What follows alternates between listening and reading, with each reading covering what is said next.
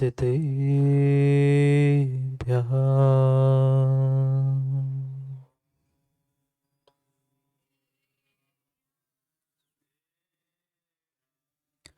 श्रीमद्परं गम्भीर स्याद्वाद्मोघलाञ्छनम्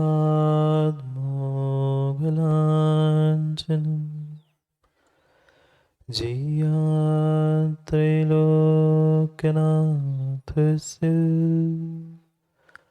शासनं जिनशासनम्। जय मङ्गलभूताणं विमलाणं नाणिदंसनमयारं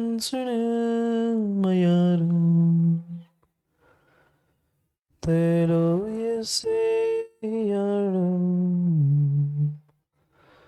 नमोऽसि यस्य वसिताम्।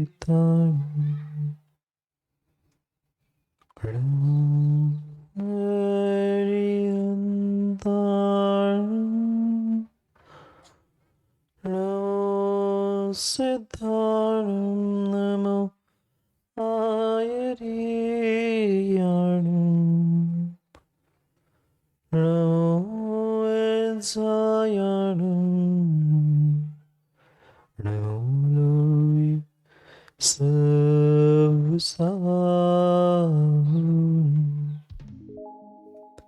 अनंत अनंत परम सिद्ध भगवान के 1008 श्री आदिनाथ भगवान के परम पूज्य आचार्य भगवान कुंद कुंद स्वामी की परम पूज्य आचार्य भगवान गुरुवर विशुद्ध सागर जी महाराज की सनातन जैन धर्म की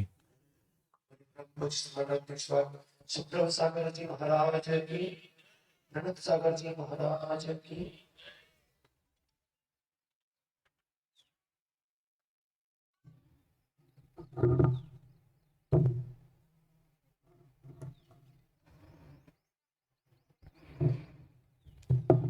अंतिम निर्देश वर्धमान स्वामी के शासन में हमसे विराजते हैं और उनकी ये पावन पीयूष देशना हम सभी के लिए परम उपकारी।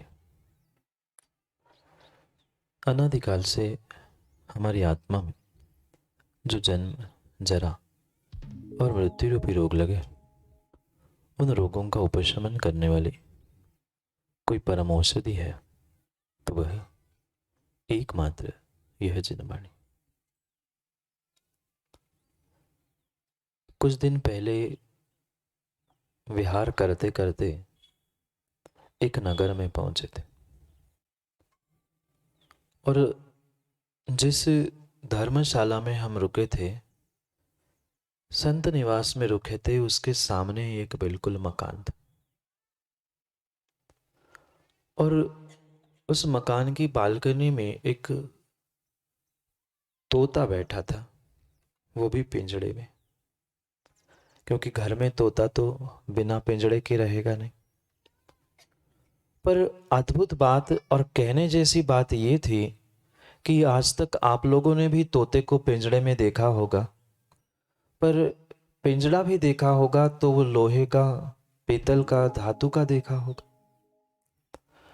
अद्भुत बात और विचित्र बात उस स्थान की ये थी, तोता था, पिंजड़ा था, पर पिंजड़ा किसी लोहे का, किसी धातु का नहीं था, अपितु कांच का पिंजड़ा था। और उस कांच के पिंजड़े में बैठे उस तोते को 2, 5, 10, 15, 20 मिनट मैंने बहुत अच्छे से निहारने का प्रयास किया और यही सोचता रहा कि जब पहली बार ये पिंजड़े में तोते को पहुंचाया होगा या तोते को बैठाया होगा, स्वाभाविक सी बात है कि शुरू शुरू में उसने अपनी चोंच को कांच पे मारा होगा। कई बार ये भी प्रयास किया होगा कि मैं इस पिंजरे से बाहर कैसे निकलूं, कई बार पंख भी फड़फड़ाए होंगे। पर आज मैं देख रहा था, उस दिन मैंने देखा कि वो ना उस कांच पर चोंच मार रहा था, ना पंखों को फड़फड़ा रहा था।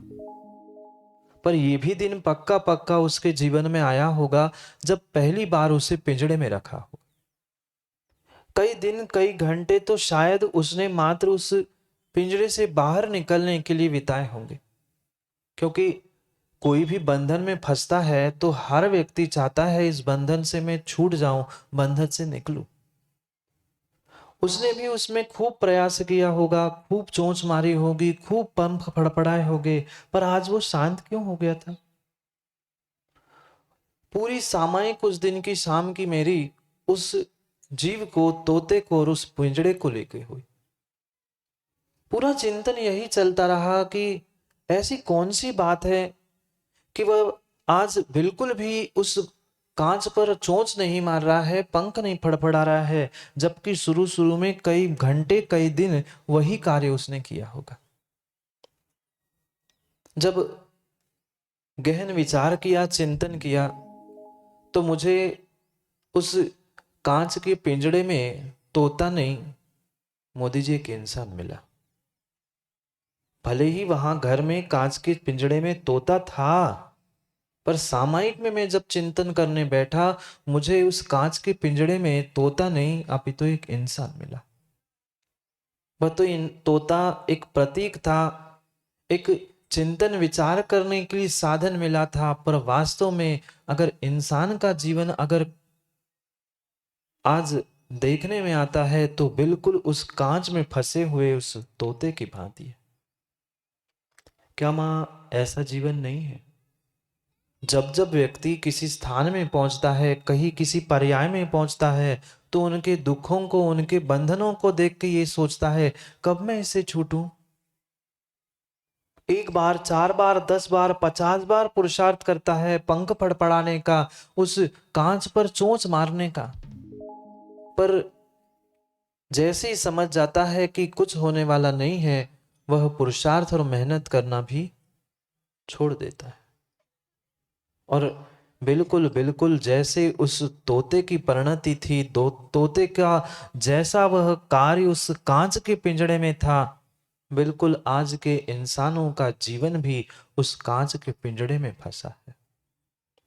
क्योंकि क्योंकि वह कांच से तो दिखता है, अध्यक्ष जी समझना, कांच से तो दिखता है, पर कांच कभी भी दिखती नहीं है।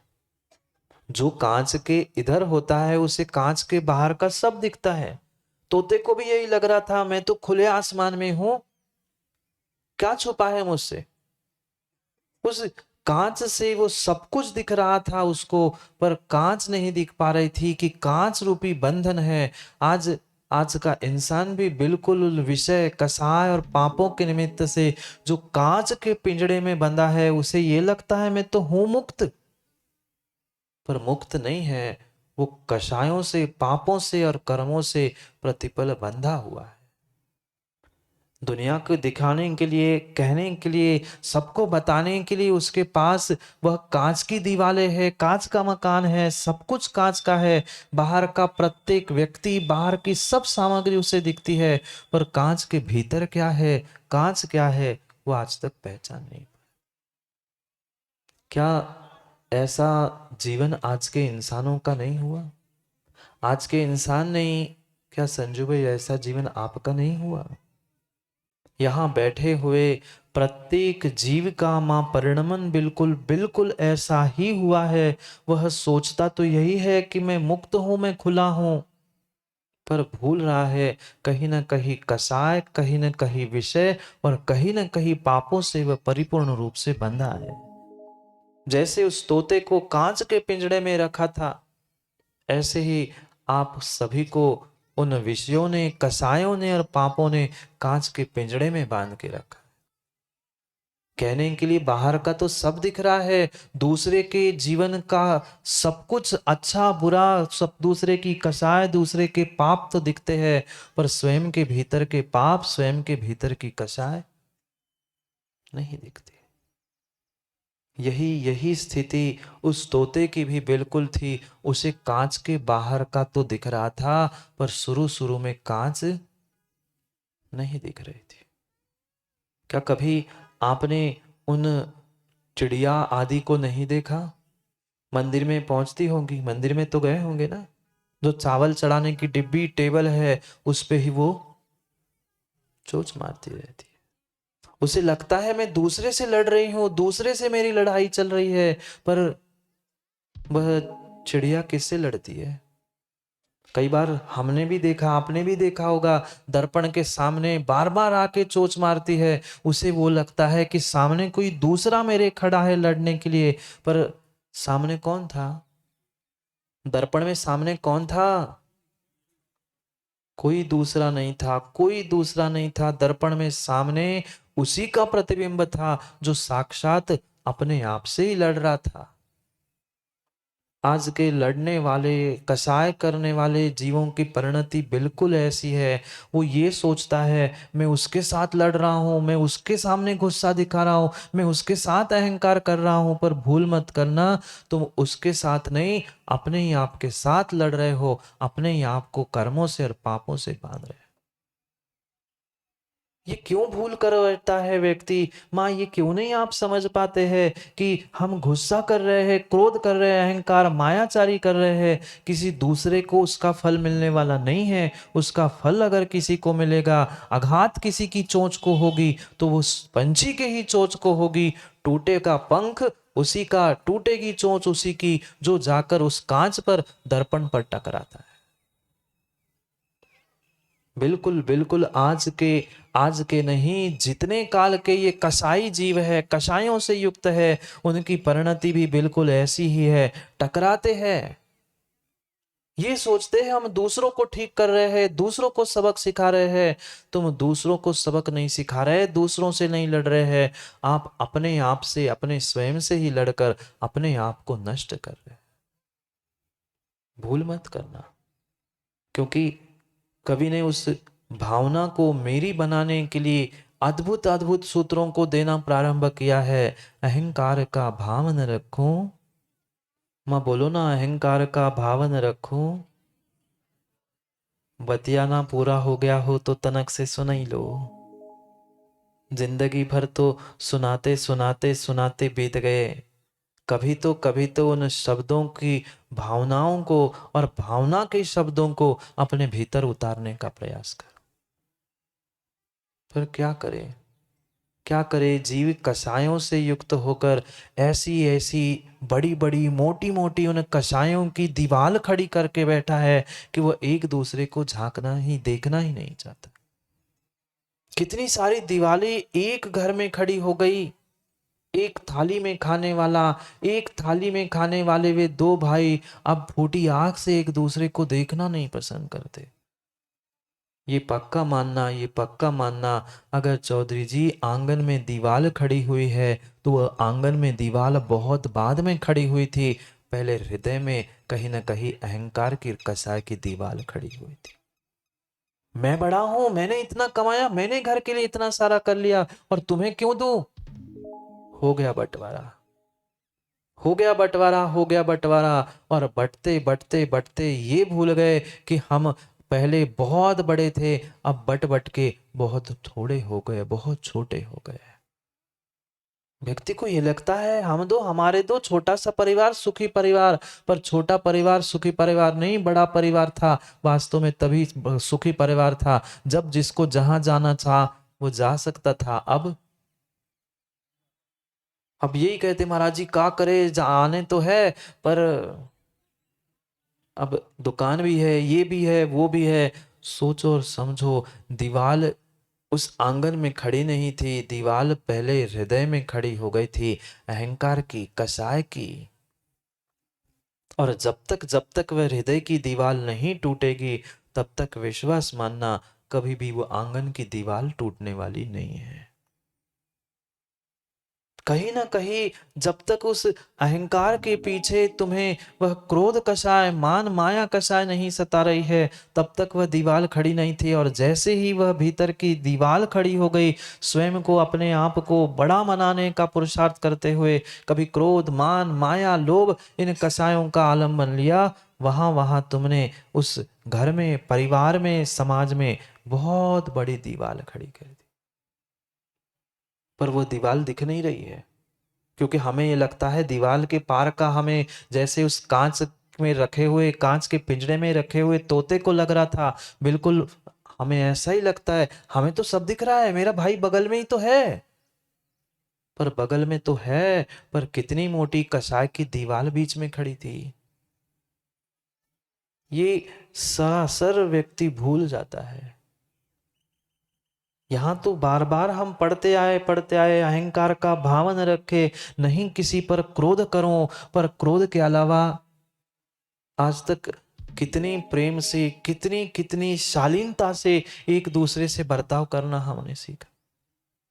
आज इतने सारे युवा और इतने सारे लोग हमारे पास पहुंचते हैं और हर बार पहुंच के यही पूछते हैं। लगभग 8 दिन में मोदी जी एक प्रश्न सम्यक समाधान में आता है, महाराज जी अपने क्रोध पे कैसे काबू करो। हर 8 दिन में एक प्रश्न आता ही आता है, कहीं ना कहीं से 8-10 दिन में ये प्रश्न पूछने वाला पहुंच रही है, महाराज जी कुछ ऐसा उपाय बताओ, मैं जानता हूं मैं क्रोध करता हूं, पर उस क्रोध से बचूं कैसे। जब तुम जानते हो तो मानते क्यों नहीं हो, कषाय और क्रोध तुम्हारा नुकसान कर रही है। ये भी व्यक्ति कह देता है, महाराज जी हम क्या करें, सामने वाला गुस्सा दिलाता है तब तो गुस्सा आता है, हम ऐसे थोड़ी गुस्सा करते। क्यों माता, ऐसे कहते ना, अब बच्चे उधम करेंगे तो गुस्सा तो करना ही पड़ेगा ना। बच्चों ने अपनी वह उधम करने की आदत नहीं छोड़ी, पर तुमने अपनी ममता को छोड़ दिया। बच्चे कितने समझदार थे, बच्चे होने पर भी वे अपनी उस बचपने को नहीं छोड़ पाए, पर आप एक मां होकर भी अपनी ममता को खो बैठे। मात्र मात्र एक क्षण की कसाय और वह भी एक क्षण का क्रोध तुम्हें जीवन भर नहीं, कई भवों भवों तक पेरने वाला, परेशान करने वाला हो सकता है। व्यक्ति ये सोचता है हमने तो 1 मिनट तो गुस्सा किया, 1 मिनट तो गुस्सा दिखाया, पर 1 मिनट नहीं, तुमने 1 मिनट एक छोटी सी चिंगारी क्यों ना हो, वह हजारों सैकड़ों योजनों तक के उस स्थान को, क्षेत्र को जलाने के लिए पर्याप्त होती है। कितनी चिंगारी, कितनी चिंगारी, बहुत बड़ी चिंगारी, बहुत बड़ी चिंगारी नहीं होती, चिंगारी तो छोटी सी ही होती है, पर एक चिंगारी पूरे खेत खलिहान को नष्ट कर सकती है। ऐसी कसाय की चिंगारी भले ही छोटी दिखती है, पर पूरे देश, राष्ट्र, समाज और परिवार को तहस नहस करने के लिए छोटी नहीं है।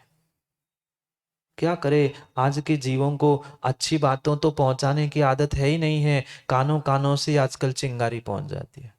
आग की चिंगारी तो बाद में पहुंचती है, पर कानों कानों से जो पहुंचने वाली किसी की बुराइयों की, निंदाओं की और जो कसायों की जो चिंगारी है, मां कितना समय लगता है, बहुत कम समय। आग पहुंचने में ज्यादा समय लगेगा, पर हमारी बातों की चिंगारियों को बिल्कुल समय नहीं लगता, बिल्कुल समय नहीं लगता। जीव ये पहचान नहीं पा रहा है कि तुम जिस कसाय के पिंजड़े में बंधे हो, जिस संसार के पिंजड़े में बंधे हो, उस भीतर के कांच को भी तो देखो, कांच के बाहर क्यों झांक रहे हो। महाराज जी उसने गुस्सा किया ना, निमित्त तो एक नहीं, दो नहीं, तीन नहीं, मां सैकड़ों सैकड़ों निमित्त मिलेंगे तुम्हें गुस्सा करने के लिए, गुस्सा दिलाने के लिए, पर होना कि नहीं होना ये निर्णय तो मेरे स्वाधीन था, पर नहीं कर पाए। क्या आज तक कभी महामंत्री जी आपको कोई अंधा नहीं मिला, मिला? अंधा लूला लंगड़ा भी तो मां मिला होगा, नहीं मिला कोई? सामने वाला अंधा है, लूला लंगड़ा है, तो उसको जैसे मिलते हो आप अपने हाथ पैर आंखें फोड़ लेते हैं ना। क्यों? क्यों? जैसे निमित्त मिलते वैसे करना चाहिए ना। जैसे आप कहते हो हमारे सामने वाले ने गुस्सा दिया, नहीं तो मैं बहुत शीतल हूं, मुझे बिल्कुल गुस्सा नहीं आता, पर उसने कह क्यों दिया, अब मुझे गुस्सा आ गया।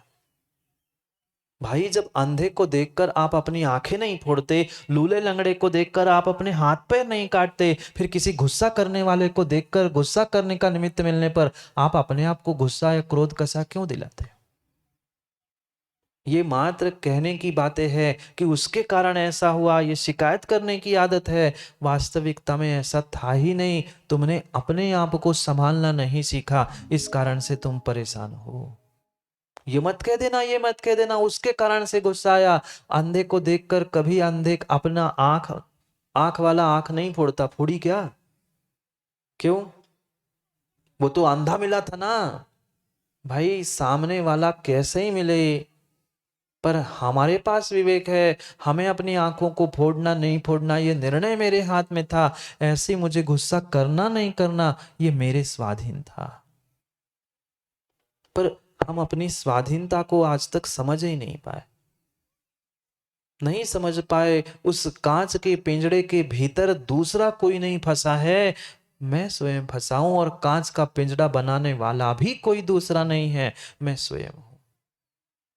मैंने ही अपने आसपास ऐसे ही उन क्रोध मान माया लोभ रूपी उन कषायों का, पांच पापों का और विषयों का ऐसा ऐसा संग्रह करके ऐसी मोटी मोटी दीवारें खड़ी करके रखी है कि हम तो बाहर का देख रहे हैं, पर भीतर का, अपने भीतर का आज तक कुछ देख ही नहीं पाए, नहीं देख पाए, नहीं देख पाए। वह क्रोध चाहे कषाय हो, चाहे मान कषाय हो, लोभ माया, ये जितनी जितनी कषाय है वह परिपूर्ण रूप से तुम्हें इस संसार में दुख देने के लिए निमित्त है, ये समझने की आवश्यकता है। और इसीलिए तो बार बार कह रहे हैं कि अहंकार का भाव न रखो, नहीं किसी पर क्रोध करो। उन निर्ग्रंथ मुनिराजों जैसे नहीं पूर्ण रूप से हम कषायों का त्याग कर रहे, नहीं विसर्जन कर पा रहे हैं, तो कम से कम मां अनंतानुबंधी से ही बचे। ऐसे भी जीव है, ऐसे भी जीव है, 6 6 महीने क्या, 6 6 50 50 वर्ष हो गए, पर हम उनसे जय जिनेंद्र नहीं करते। काय संजू से कही, तुम भैया कम कम से कम मंदिर में पहुंचकर उन कसायों को छोड़ लो, जय जिनेंद्र ही कर लो, मत बातें करो बाकी, पर कम से कम सामने मिले तो जय जिनेंद्र ही कर लो। वह संजू भाई कहते हैं, नहीं महाराज जी, उसने 25 वर्ष पहले हमसे ऐसा किया था, उसने मेरे पापा के सामने, समाज के सामने ऐसा कहा था, अभी समय आन दो, मैं बताता हूं। ये गांठ क्रोध की कहीं ना कहीं कसाय की बैठी है, मैं बता दूंगा, मैं समझा दूंगा। 25 साल, 25 साल पुरानी बात थी ना संजू भाई, 25 साल पुरानी बात थी। 25 साल पुराना कैलेंडर उठा के लाते, रखा है घर में, रखा है घर में। अगर कोई मोदी जी कहे हम तो 2500 वर्ष से, 50 वर्ष से नहीं बोले हैं, वो जितने वर्ष से नहीं बोले हैं क्रोध कसाय के कारण से, उनसे कहना उतने साल पुराना कैलेंडर ले आओ। ले आओगे? कितने साल तक मां कैलेंडर रखते हो दूध का हिसाब करने के लिए? 1 आध साल, 2 साल। जब 25 साल, 50 साल पुराना कैलेंडर हमारे पास नहीं है, तो 25 50 साल पुरानी कसाय भीतर गांठ बांध के क्यों रख रहे? 1 2 साल में हम अपने उस कैलेंडर को बदल देते हैं, फिर हम अपनी कसाय को, अपने आप को साल 2 साल में, कम से कम 6 महीने, साल में ही क्यों नहीं बदल पाए?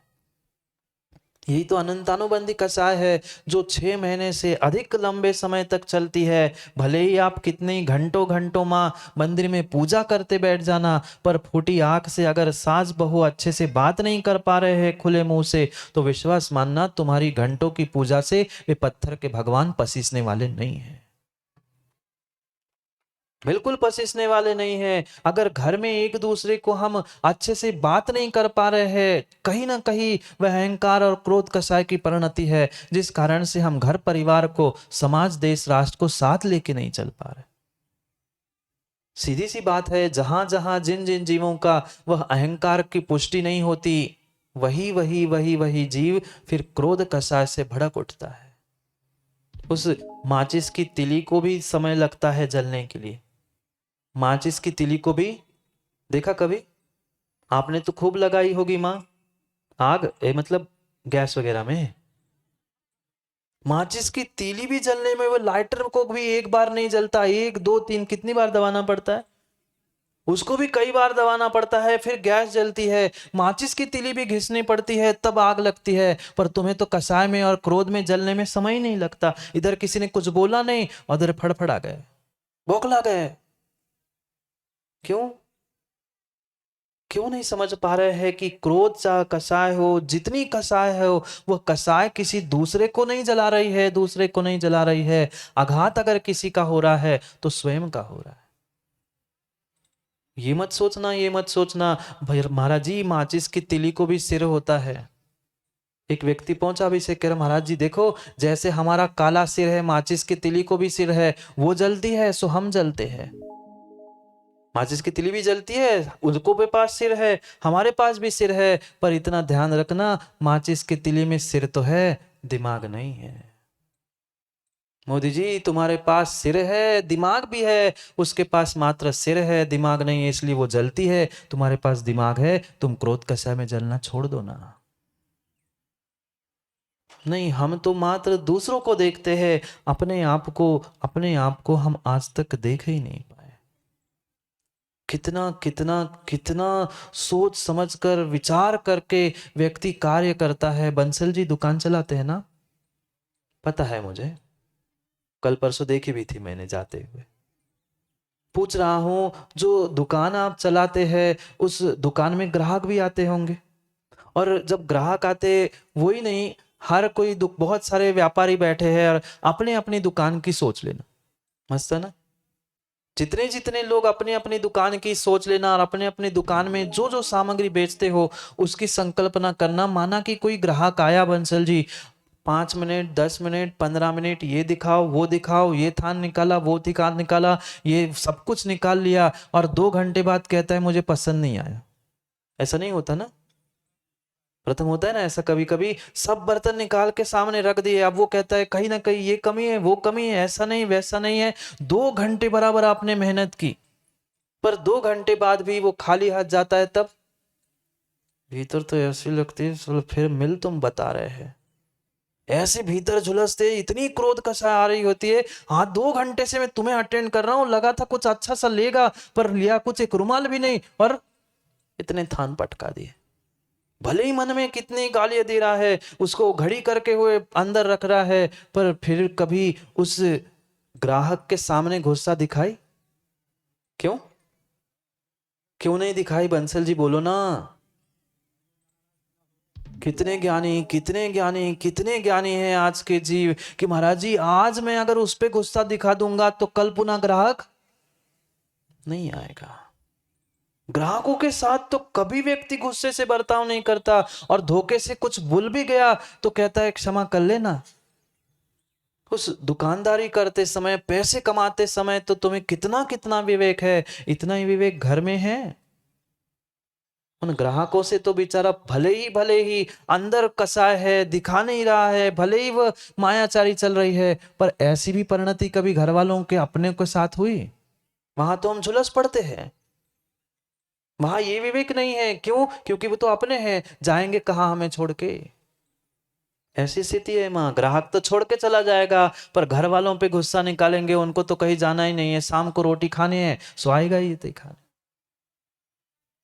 सोचो कैसी परिणति है। व्यापार में तो विवेक है, पैसे कमाने के समय हमें विवेक है कि मैं गुस्सा कर लूंगा तो कल ये ग्राहक फिर से नहीं आएगा, जबकि 2 घंटे से आप परेशान थे, लिया कितना था? 5 रुपए का रुमाल भी नहीं लिया, और बड़े बड़े थान और साड़ी सब पटक के हजारों सैकड़ों का, ऐसे लग रहा था कि कुछ ले ही जाएगा, पर ले नहीं पाया। पर फिर भी तुमने कसाय और क्रोध सामने वाले को नहीं दिखाए, नहीं किया उस क्रोध कषाय का प्रदर्शन। क्यों? क्योंकि वो छूट जाएगा, पुनः ग्राहक नहीं आया तो। ऐसे कभी जीवन में प्रत्येक क्षण क्रोध आते समय, गुस्सा आते समय हमने सोचा कि मैंने आज गुस्सा कर लिया इसके साथ, कल मुझसे दूर हो गया तो? नहीं सोच पाया। आज जितने जितने घर में, समाज में, देश में, राष्ट्र में विकल्प है, ये मात्र इस क्रोध कषाय के ही कारण है। हमें लगता है कि एक ही तो कसाय की हमने मात्र गुस्सा ही तो दिखाया, पर तुम्हारी एक क्षण की गुस्सा धीरू तुम्हारे घर को, परिवार को तहस नहस करने के लिए काफी है। एक कसाय, एक क्रोध कसाय, एक क्रोध कसाय कहने के लिए कार्य एक है, पर उसके फल, उसके परिणाम अनेक है, परिणाम अनेक है। क्योंकि जो भी एक क्रोध कषाय है, क्रोध कषाय कभी अकेले से नहीं होती। जहां जहां क्रोध कषाय होगी वहां वहां वह सपरिवार पहुंचती है। आप भी पहुंचते होते ना सोधरम जी, शादी के कार्ड में आता है ना सपरिवार, मात्र 2 मात्र 4, आजकल लिखने के आने लग गया। पहले तो कुछ लिखा ही नहीं होता था, तो चूल पौने के साथ चले जाते थे, पई पौने के साथ चले जाते थे। अब तो लिखना पड़ता है भाई, किसी के लिए 2, किसी के लिए 4, किसी के लिए। ऐसी ये क्रोध कषाय 1 2 4 के साथ नहीं आती, पूरे सपरिवार आती है, क्योंकि क्रोध उत्पन्न होने की अगर कोई जननी है तो वो है उपेक्षा। थोड़ी सी उपेक्षा कर लो, तुम्हारी जगह किसी दूसरे का सम्मान कर लो, उस तुम्हें पूछने की जगह किसी और से बात कर लो, उससे दूसरे से पूछ लो, तुरंत वो उकला जाता है, हम भी तो बैठे थे, हमसे काहे नहीं पूछे, हमसे काहे नहीं कही। अगर अगर उस क्रोध कसाय की कोई माँ है तो वह उपेक्षा बाई है। समझना, परिवार, क्रोध कसाय का परिवार उपेक्षा बाई और घमंडी राम किसके माता पिता देख जी? उपेक्षा बाई और घमंडी राम, ये उस क्रोध कसाय के माता पिता है। क्रोध कसाय के माता पिता है, और उसी क्रोध कसाय की अगर कोई संतान है तो निंदा और चुगली बेटियां है।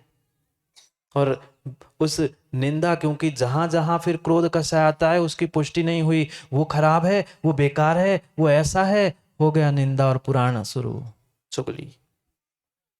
ये परिवार किसका मां? आपका।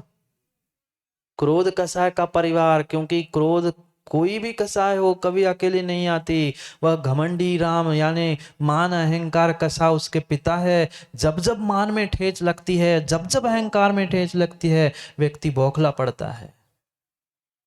फिर एक दूसरे की निंदा, किसी की चुगली, किसी का कुछ, किसी की कुछ, और नहीं रह पाए फिर उद्यम करने वाले बेटे कम हैं। हिंसा और बैर विरोध। मित्र भी है उनके, उस क्रोध के बहुत सारे मित्र है, और सबसे सबसे बड़ा उसका कोई मित्र है तो वह बैर है। फिर एक बार अगर क्रोध कसाय के निमित्त से जीवों ने बैर बांध लिया तो एक नहीं, दो नहीं, तीन नहीं, वर्ष नहीं, ऐसे कई भव निकल जाते हैं, पर जीव उस बैर को नहीं छोड़ पाता, नहीं छोड़ पाता उस क्रोध कसाय को, क्योंकि कहीं ना कहीं उस कसाय की गांठ भीतर बैठी है। एक की नहीं, पूरा परिवार है। अहंकार भी, मायाचारी भी, मान भी, लोभ भी, सभी फिर एक के साथ एक के साथ एक के साथ सब मिलकर उस जीव को अपने आप से उस पिंजड़े में बांधने के लिए काम करते हैं। यहां तो कवि कह रहे हैं, नहीं किसी पर क्रोध करूं। ये मात्र माँ शब्दों में ही बनता रहेगा कि कभी हम भी अपने जीवन में उस क्रोध कसाय में काबू करना सीख लेंगे। कोई दूसरा आकर आपकी कसाय को, आपके क्रोध को कम करने वाला नहीं है। बहुत सारे लोग पूछते हैं, महाराज जी कोई मंत्र दे दो, कोई जादू टोटका हो सो बता दो। क्या अखिलेश पंडित जी तुम बहुत कुछ करते हो, क्रोध को जीतने का कोई मंत्र तंत्र है? तुम दूसरों को तो बस में करने के मंत्र पढ़ सकते हो, पर अपनी कसाय को बस करने के लिए कोई मंत्र नहीं, तंत्र नहीं है। अगर कोई मंत्र तंत्र है तो अपने आप को ही काबू करो, कंट्रोल करो, यही उस कसाय को जीतने का मंत्र है।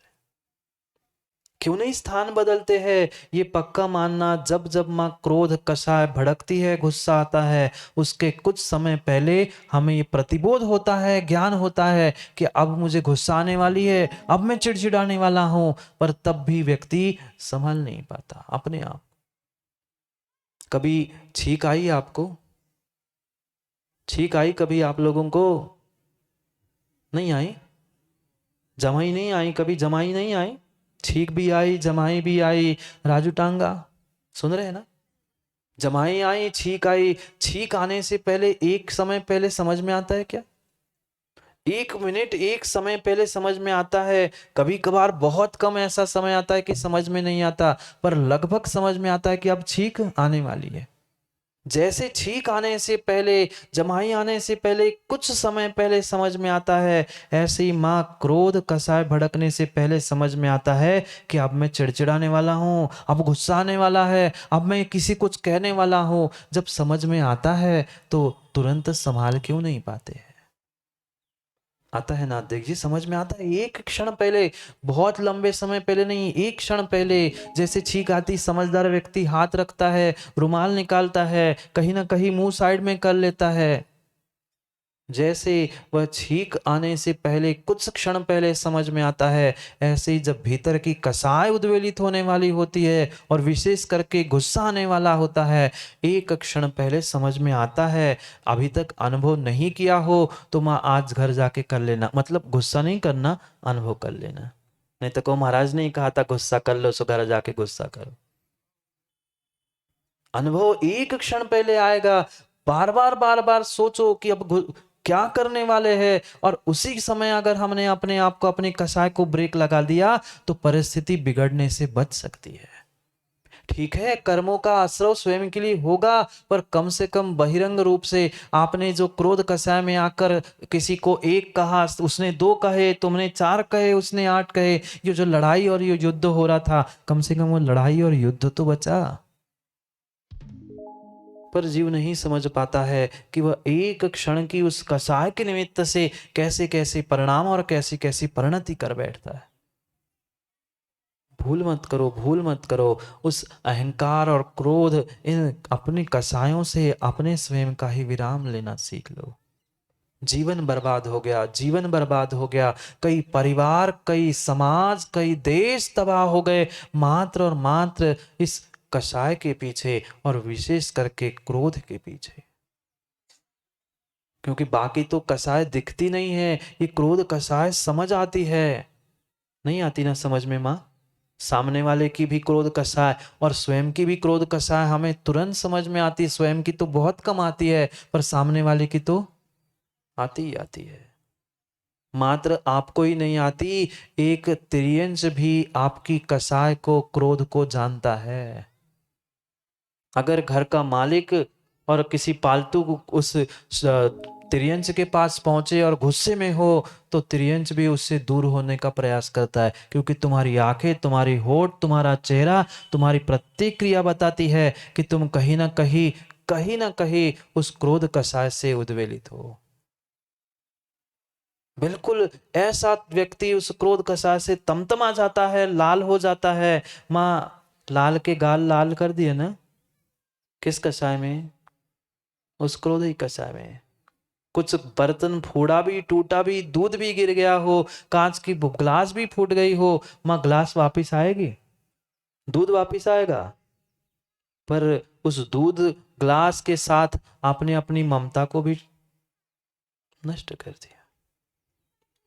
उस लाल के भी गाल को लाल कर दिया, अपने आप को भी लाल कर लिया। जब जब गुस्सा आए ना, जितने जितने लोग बैठे, सुन रहे ना अच्छे से, जब माना कि किसी सामने वाले को, घर में, परिवार में किसी को भी अगर मम्मी को गुस्सा आए नानू, तो मम्मी को, तुम्हें गुस्सा आए तो मम्मी, जैसे ही किसी को गुस्सा आए ना, तो तुरंत, आजकल तो वो सब मशीन लेके घूमते ना आप लोग, कौन सी?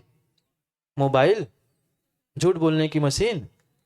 आजकल तो उसमें सब एडवांस टेक्नोलॉजी। पहले तो कैमरा, रील भरो, फिर उसको निकालो, फिर प्रिंट करो, बहुत समय लगता था। अब तो क्लिक करो, अब तुरंत फोटो। जब कोई गुस्से में तमतमाते गाली दे, तुरंत जाके उसके सामने, फोटोग्राफर होते हैं ना, स्माइल प्लीज, क्या कहता है फोटोग्राफर? कहता है जैसे स्माइल प्लीज, तुम स्माइल प्लीज चीज कुछ नहीं कहना, तुरंत फोटो खींच लेना और दिखा देना। देखो, परसों जब जू में गए थे ना, एक लाल मुंह का मंदिर दिख रहा था, माँ आप उसके जैसे तो नहीं दिख रही। जो भी गुस्सा करे ना माँ, उसे तुरंत फोटो खींच के दिखा देना, देखो देखो उस दिन हम वहां जू में गए थे ना, वहां लाल मुंह का बंदर दिख रहा था, शायद ऐसा तो नहीं था। पर थोड़ी दूरी से कर लेना, नहीं तो फिर मोबाइल के साथ तुम भी टूट जाओगे। इतना सोच समझ के काम कर। उसको जैसे दिखा रहे, कभी स्वयं की वह यहाँ वहाँ घूमते हुए, जब तुम अपनी सेल्फी लेना सीख चुके हो, कैसा है ना, अपनी फोटो खींच के रख लेना कि, और देख लेना कि मेरा कैसा मुंह बना है, कैसा चेहरा बना है। जब चेहरा ही इतना विकृत हो जाता है, उस बंदर भांति हो जाता है, फिर जीवन और स्वयं का वह पुण्य पाप कैसे बदल गया होगा। बाहर में इतने लाल है, बाहर में इतने लाल है, तो भीतर कितने लाल और कितने उद्वेलित होंगे, ये क्यों नहीं सोचते? कभी उस चिंगारियों को बाहर निकलते हुए नहीं देखा आप लोगों ने? वह पहले एक चिमनी चलती थी, याद है क्या वहां चिमनी? घरों में नीचे आग लगती थी और धुआं वगैरह। आजकल स्मार्ट किचन में वो नए स्टाइल की हो गई, तरीका बदल गया है, तो वही वस्तु स्मार्ट किचन हो गया ना। सबका किचन तो स्मार्ट हो गया, पर जीवन स्मार्ट नहीं हो पाया। और उसमें से धुआं निकलता है, कभी कभी अंगारी ये भी निकलती। बड़े बड़े जितने ये विद्युत उत्पन्न करने वाले स्थान हैं, जहां जहां वह बिजली बनती है वहां भी देखा होगा अग्नि उस चिमनी से बाहर निकलती है। जब बाहर इतनी चिंगारियां निकल रही है, तुम्हारा चेहरा, तुम्हारी आंखें और तुम्हारे हाव भाव इतने गुस्से में और तुम्हारे लाल है, तो भीतर तुम कितने गर्म होंगे। जब उस चिमनी से एक चिंगारी निकल रही है तो वो चिंगारी जलाती है तो अंदर कितनी उष्णता होगी। तुम दूसरे पर गुस्सा निकाल रहे हो, दूसरे पे तमतमा रहे हो, तुम अपना कितना हित कर रहे हो, भीतर ही भीतर उस क्रोध से कितना जल रहे हो। मत करो, मत करो, दूसरों पे नहीं स्वयं पे भी क्रोध मत करो। बहुत सारे ऐसे जीव है, हम किसी दूसरे पे नहीं करते महाराज जी, हम अपने आप पे गुस्सा है। ना अपने आप पे गुस्सा हो, ना किसी दूसरे पे गुस्सा हो, क्योंकि नहीं किसी पर क्रोध करो। मैं भी तो जीव द्रव्य हूं, जैसे दूसरे जीव द्रव्य है वैसे मैं भी जीव द्रव्य हूं। मैं भी अपने आप पे गुस्सा ना करो अगर कर्मों से बचना है तो। पर क्या करे, आज का इंसान, आज का हर व्यक्ति अपने आप को एंग्री यंग मैन तो बनाना चाहता है, एंग्री यंग मैन बनाना चाहता है। पर आज का युवा एंग्री यंग मैन की जगह हैप्पी यंग मैन नहीं बन पाए। खुशियां है, सुखी हो नहीं है। जब तक इस कषायों की सत्ता में जियोगे तब तक कभी भी आप उस सुख को, शांति को प्राप्त नहीं कर सकते। तनक तनक में जो क्रोध कषाय से भड़बड़ाना है, भटकना है, उससे कभी ना कभी तो काबू करना होगा। एंग्री यंग मैन मत बनो, एंग्री मैन मत बनो। बनना ही है जीवन में तो हैप्पी मैन बनो। खुश होने का प्रयास करो, उन खुशियों को, सुख को प्राप्त करने का प्रयास करो। एक क्षण भी अगर आप मौन लेना सीख लो। क्या करें माँ, सही सही उत्तर दोगे क्या? रोटी बनाते आप लोग? भोजन बनाते आप लोग? कच्चा कि अच्छा? कच्चा? कैसे बनाते? अब आवाज निकल नहीं रही। कैसे बनाते रोटी? अच्छी रोटी बनाते। अब पता नहीं कैसी बनाते, आप लोगों को ज्यादा अनुभव होगा नहीं संजू भाई? हम तो एक दिन एक ही चौके में एक आधी बार जाते हैं, पर आपको तो रोज उसी वही खाना है, तो आप ही बता सकते हैं अच्छा कि कच्चा माँ? कच्चा? अच्छा रोटी बना, अच्छी रोटी बनाते हैं। कभी कभी पराठा भी बनाया होगा, बनाया पराठा? पानी नहीं लाना, अभी आगे चढ़ाने हैं 125 150, नहीं तो भूख लगे है। जो पराठा माँ बनाया था, उस पराठे बनाते समय उस आटे में कुछ डालते हैं क्या? नमक तो रोटी में भी डलता है, पराठे में क्या डालते? घी क्यों डालते? उसे क्या कहते? कितने ज्ञानी, कितने कितने ज्ञानी हैं माँ। उस पराठे को आप उस अच्छा बनने के लिए क्या डालते हो? फिर से बोलो ना। घी, घी को क्या कहते? घी डालने को क्या कहते? क्या डाला कहते? मौन डाला कहते हैं। क्यों डालते हैं? क्यों डालते हैं महाराज जी? आपको क्या बताए, अगर पराठे का स्वाद आना है, पराठे में स्वाद लाना है, जितना अच्छे से, जितना अच्छा मौन डाला है उतना अच्छा पराठा बनता है। ऐसे ही जब पराठे का स्वाद अच्छा करने के लिए पराठे में घी रूपी मौन डाल देते हो, माँ जीवन का स्वाद अच्छा करने के लिए ये अपने मुख को, मौन को दे दो। मुख में भी मौन रख लो तो जीवन और घर परिवार अच्छे से चलने लग जाएगा, जीवन का भी अच्छा स्वाद आएगा। पराठे से संजू भाई मौन में स्वाद आता है, मौन डालने से पराठे में स्वाद आता है। तो ऐसे जीवन में गुस्सा, कम से कम गुस्सा आने पर ही मौन ले लो, पर नहीं ले पाते, नहीं ले पाते, नहीं ले पाते। मत लो माँ जीवन जीवन भर मौन, मत लो दिन भर मौन, पर जब जब गुस्सा आए, इतना सा छोटा सा नियम लो, जब गुस्सा आए तो 10 मिनट मेरा मौन। कैसे परिवार, कैसे देश और कैसे समाज बिखरती है, अपने आप वह एक सदन में एक साथ हो जाएगी। पर समस्या यही है सदरम जी, कोई मौन नहीं रहना चाहता। व्यक्ति ये सोचता है तुम एक कहते हो मैं दो कहता हूं, तुम दो कह रहे मैं चार कहता हूं, मैं कम थोड़े हूं। जितने लड़ने वाले व्यक्ति यही सोचते हम छोटे कैसे हो सकते हैं, तुम बड़े बाप के तो हम उससे बड़े बाप के। मत लड़ो, मत लड़ो, मत लड़ो। ये लड़ना, ये कोई कोई धर्मात्मा का कार्य है ही नहीं है। धर्मात्मा नहीं, कम से कम एक इंसान ही सच्चे बन जाओ। जब तक इन कसायों के साथ तुम अपने जीवन को जीते रहोगे, तब तक कभी भी वह जीवन का सच्चा स्वाद आने वाला नहीं है। थोड़ा सा माँ 1 आध किलो डालते होंगे पराठे में मौन, 1 आध किलो घी डालते ना, कितना, कितनी कितनी कितनी ज्ञानी माँ है, इतने सारे पराठे में 1-2 चम्मच। ज्यादा डाल दोगे तो भी बिगड़ जाएगा, नहीं डालोगे तो बिगड़ जाएगा। ऐसे ही पूरा जीवन नहीं, कम से कम 1 आध चम्मच दिन भर में, 1 आध घंटा, आधा घंटा, 15 मिनट, वो भी नहीं, कम से कम दिन में गुस्सा आने आने पर ही मौन लेने का संकल्प करो। कैसे क्रोध से नहीं बच सकते हैं? जब जब क्रोध आए तब तब उस स्थान को छोड़ने का प्रयास करो। ठीक है, आ गया गुस्सा, जिसके निमित्त से आ रहा है वो भी मान लिया, कम से कम उस स्थान को छोड़ के दूसरी जगह जाके बैठ जाओ। नहीं कर पाते। मंदिर में गुस्सा आया, घर में चले जाओ, घर में आ गया, मंदिर में चले जाओ, दुकान में आ गया, मित्रों के साथ जाओ। स्थान बदलोगे, अपने आप कषाय बदल जाएगी, अपने आप शांत हो जाओगे, अपने आप शांत हो जाओगे। पर हम प्रयास ही नहीं कर पाए आज तक अपने आप को बदलने का, अपने आप को शांत करने का। हम ये सोचते हैं हम अगर चुप रहेंगे तो सामने वाला तो बहुत सुनाएगा और मुझे बुज़दिल कहेगा।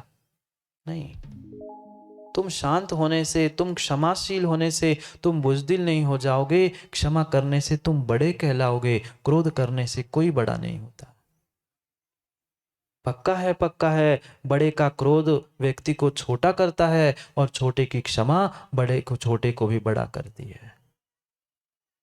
ये सोचने समझने जैसी बात है, पर हमारे पास सोचने का और समझने का समय कहाँ है?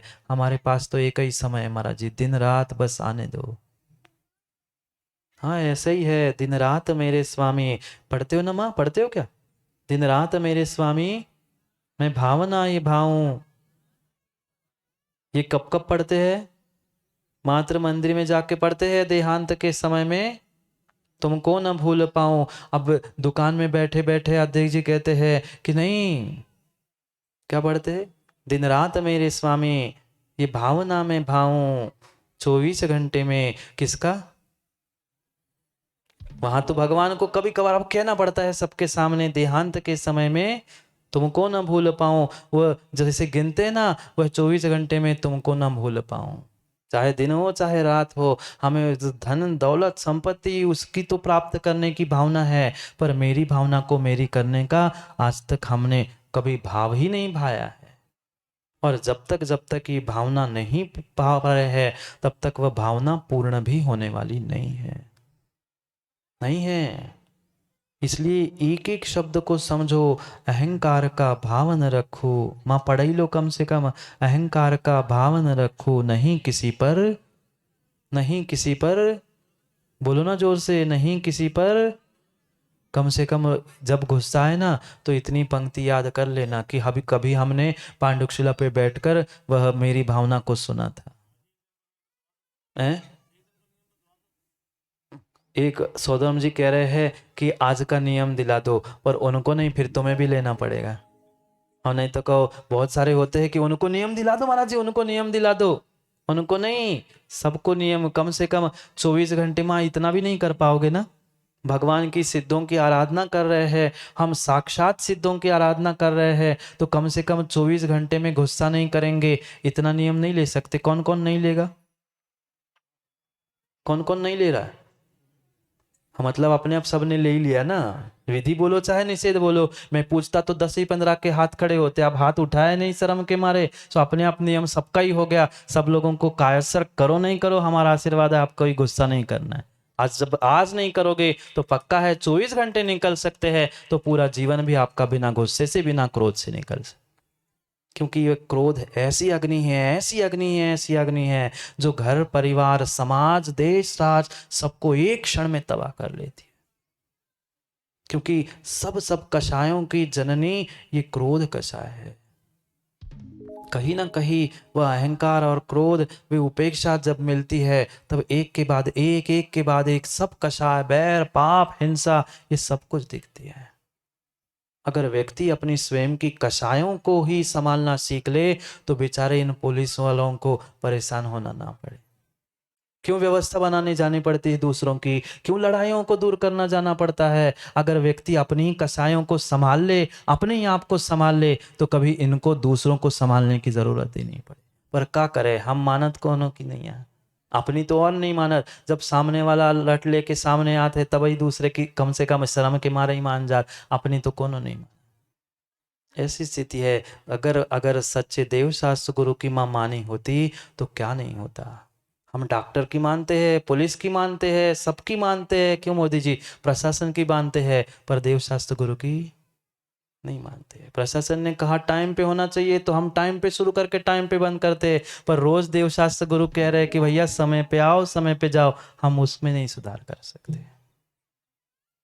क्या करे, क्योंकि प्रशासन का दूसरे का तो डर है, हमें पापों से और अपने कषायों का और अपने दुखों का डर ही नहीं बचा। सोचो विचार करो, समय हो गया है घड़ी का। आपको डर हो नहीं रो, हमें तो डर है समय का, पापों का। हम तो अपने समय पे चलते हैं। सोचो 1 घंटा हो गया, पता चला। गुस्से को सुनते सुनते, गुस्से को काबू करने की सुनते सुनते 1 घंटा हो गया। अगर 1 घंटा शांति से बैठ सकते हैं, कितनों ने मान नियम ले लिया ना, सबका नियम है। आज लिया लेने का बात नहीं है, हमने दिया ही है, अब दिया है सो लेना तो पड़ेगा ही, लेना ही पड़ेगा। आज 24 घंटे में करके देख लेना, करके देख लेना, एक बार जीवन में करके देख लेना। अगर आज अपने उस 24 घंटे में गुस्सा करने से आप कंट्रोल करना सीख लोगे, धीरे धीरे वह रोज रोज 1 घंटा 2 घंटा बढ़ाते बढ़ाते आप अपने जीवन में भी सुख शांति को प्राप्त कर सकते, अन्यथा नहीं कर सकते। जाओ, समय हो गया है, समय हो गया है। किसी को ऐसे चलाना है, किसी को ऐसे चलाना है, किसी को ऐसे चलाना है। आज का दिन समय को समय पे समझना है। इस मेरी भावना को वास्तव में अगर जीवन में एक एक व्यक्ति ने उतर दिया तो किसी के दूसरे की समझाने की और किसी को दूसरे को देखने की भी आवश्यकता नहीं पड़ेगी। नहीं किसी पर क्रोध करो। घर की दीवालों पे माँ इतना ही लिख लो, घर की दीवालों पे लिख लो, नहीं किसी पर। घर की दीवार में लिखने के लिए तो फिर भी पैसे पड़ जाएंगे, फिर भी पैसे लग जाएंगे, पर मस्ताना जी मस्त रहो मस्ती में। हम तो कहते आग लगे बस्ती में, आग मस्ती में नहीं लगे। हम अपने में मस्त तो रहे, पर दूसरे की बस्ती में आग लगाने के भाव नहीं रखे। ये कहीं ना कहीं आग लगाने के बस्ती में जो भाव है ना, वही मुझे खाए जा रहे। इसलिए सोचे समझे उस, नहीं किसी पर क्रोध करूं। वह दीवार में लिखने के तो फिर भी पेंटिंग के पैसे लगते, क्यों संजू भाई? रंग लगेगा, मेहनत लगेगी उसमें। दीवार की उस पेंट से दीवार पे लिखने की जगह अपने हृदय में ही परमानेंट लिख लो, नहीं किसी पर क्रोध करो। और जब जब जब जब फिर क्रोध आए तो लिखे हुए इस वाक्य को याद कर लेना, नहीं किसी पर क्रोध करो। जाओ, नहीं तो ज्यादा बोलूंगा तो हमसे ही क्रोध करने लग जाएंगे। हाँ, पंडित जी ने तो अभी माइक बजाने लग जाएंगे, हो गया महाराज का समय, पहले से बजा के रखा होगा तुमने। जाओ, समय को हमें समय पे समझना है, क्योंकि बहुत अल्प समय बचा है, अभी मात्र 2-3 दिन और शेष है। फिर तो होली और गोली, होली और गोली करेंगे। उस होली की भी समय पर बहुत सारी चर्चा, पर समय पे आओगे तो समय को पाओगे, क्योंकि समय पे किया गया काम समय को दिलाता है। बोले भगवान महावीर स्वामी की